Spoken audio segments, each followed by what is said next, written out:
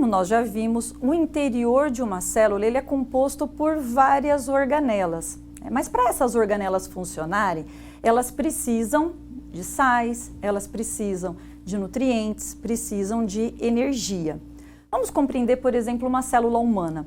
Uma célula humana precisa de um fluido no interior da sua célula, ou um solvente, que seria, no caso, o principal, que é a molécula de água. Mas a água não é arrastada sozinha dentro de um citoplasma. Ela precisa também de sais, precisa de íons, precisa de energia, que no caso é oferecida nas células na forma de glicose. Essa energia ou esse açúcar é transformado em ATP.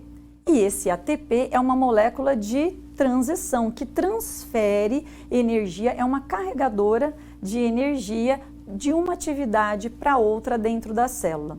Mas como organizar todas estas substâncias? Vamos então entender que essas substâncias podem ser divididas em dois grandes grupos: as substâncias orgânicas e as substâncias inorgânicas. Vamos falar um pouquinho das substâncias inorgânicas. As substâncias inorgânicas são aquelas que não possuem um átomo de carbono ligado a uma sequência de átomos de hidrogênio. Em geral, nós podemos entender aquelas que não são formadas por carbono, exceto a molécula do CO2. O CO2, o gás carbônico, ela é uma molécula inorgânica e apresenta carbono. Que mais, que são as moléculas inorgânicas? São os sais, cloreto de sódio, cloreto de potássio, a própria água, vários outros íons, fluidos aquosos, os gases, oxigênio, hidrogênio, nitrogênio, enfim, ou até mesmo aquelas substâncias que estão cristalizadas, alguns sais que foram cristalizados. Então, todas estas substâncias são chamadas de substâncias inorgânicas. Normalmente, as substâncias inorgânicas, elas são formadas pelo íon hidrogênio e vão ter ligações com átomos metálicos na sua estrutura. Tudo bem? Bom, quanto à ligação, eu posso ter ligações iônicas, ligações covalentes ou que nós chamamos de ligações de coordenação. Como que nós podemos organizar os compostos inorgânicos? Eles podem ser classificados de acordo com os íons que são liberados quando eles estão em solução aquosa. Vamos lá. Aqueles compostos que são chamados de substâncias inorgânicas, que são ácidas, são aquelas que, quando estão na solução aquosa, vão liberar o íon hidrogênio, H+, é o único cátion que é liberado. Já aquelas substâncias que em solução aquosa liberam o OH- ou o cátion hidroxila são chamados de substâncias básicas, Em geral, nós vamos ter aí várias substâncias. O equilíbrio das substâncias ácidas e básicas faz com que o pH, por exemplo, nos organismos vivos fique em torno de 7. E aí você poderia perguntar, e aqueles organismos que vivem em ambientes extremamente ácidos ou aqueles que vivem em ambientes extremamente básicos? É interessante notar que mesmo que o meio extracelular seja extremo, o interior da célula é mantido sempre a um pH em torno de 7. Olha que interessante, é importante ter o equilíbrio destes íons H+ e OH- para o bom funcionamento da célula. Só assim, então, nós conseguimos ter uma plena atividade de todas as organelas celulares. Mas não é só isso. Dentro das moléculas inorgânicas, nós também temos os sais. São aquelas substâncias que, em solução aquosa, vão se dissociar e vão liberar um cátion diferente do H+ ou do OH-. Vão liberar, por exemplo, cloro, por exemplo, potássio, por exemplo, sódio, que são fundamentais para o funcionamento de uma célula. Nós temos também os óxidos. Os óxidos vão ser compostos aí binários, que vão possuir 2 elementos, e o elemento que é mais eletronegativo, no caso, é o oxigênio. Por exemplo, o CO2, que é um óxido muito conhecido. Tem também o peróxido de hidrogênio. O peróxido de hidrogênio e o próprio oxigênio dentro de uma célula, é interessante comentar que eles são altamente tóxicos, eles são altamente eletronegativos e, portanto, têm uma característica oxidante.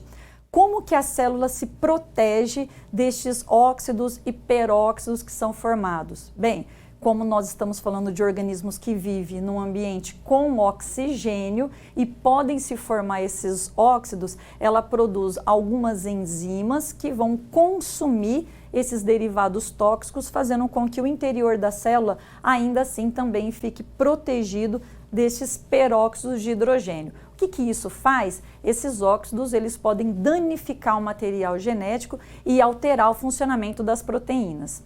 Bom, dentre as substâncias inorgânicas, então, nós temos a mais importante, que é a água, né? A água é o que nós chamamos de solvente universal, capaz de carregar esses sais, moléculas também orgânicas e inorgânicas. Passemos agora para as moléculas orgânicas. Orgânica vem deste nome, né? Elas têm este nome porque aquelas que são mais, são as mais importantes e que foram mais estudadas e estiveram vinculadas aos organismos vivos. Acreditava-se, no início do estudo da química orgânica, que elas só poderiam ter origem através dos organismos vivos. Porém, isso daí acabou sendo desmistificado quando pesquisadores começaram a produzir ureia em laboratório a partir de compostos inorgânicos, Então, foi possível através aí de reações químicas, de reações que nós chamamos de anabolismo e de catabolismo, produzir novas substâncias, e eram substâncias que também eram encontradas em organismos vivos. Mas, por convenção, acabou sendo possível, acabou ficando o nome de moléculas orgânicas, mesmo elas não tendo só a origem nos organismos vivos. Bom, em geral, as moléculas orgânicas ela têm um peso molecular muito maior do que a das moléculas inorgânicas. Aquelas que constituem a base da vida, claramente, como nós vamos ver em várias outras aulas, são as gorduras, que são formadas aí por ácido graxo e glicerol, os açúcares, que são formados pela glicose, as proteínas, que têm como subunidade os aminoácidos, e os ácidos nucleicos, ou as bases nitrogenadas, que são compostas pelos 4 nucleotídeos. Estes são os compostos principais presentes nos organismos vivos. Porém, não são apenas estes compostos que nós temos na natureza e no nosso dia a dia que são orgânicos. Na verdade, tudo que nós estamos vendo e mexendo e utilizando no dia a dia são moléculas orgânicas. Vou dar alguns exemplos para vocês. Solventes, os próprios álcoois que são utilizados, hidrocarbonetos que são usados, o plástico, todos os derivados de petróleo, materiais que são sintéticos ou materiais que são orgânicos, Por exemplo, madeira, celulose ou materiais aí que foram produzidos a partir de compostos que são inorgânicos ou até mesmo subprodutos de materiais aí que são orgânicos, todos eles são chamados de compostos orgânicos. Vários outros são usados e sintetizados em indústrias químicas, como são casos dos éteres, haletos de alquila, vários subprodutos da combustão, ou seja, uma combustão incompleta, por exemplo, de um motor a diesel ou de um motor a álcool, gasolina, ele pode liberar na atmosfera alguns desses compostos intermediários.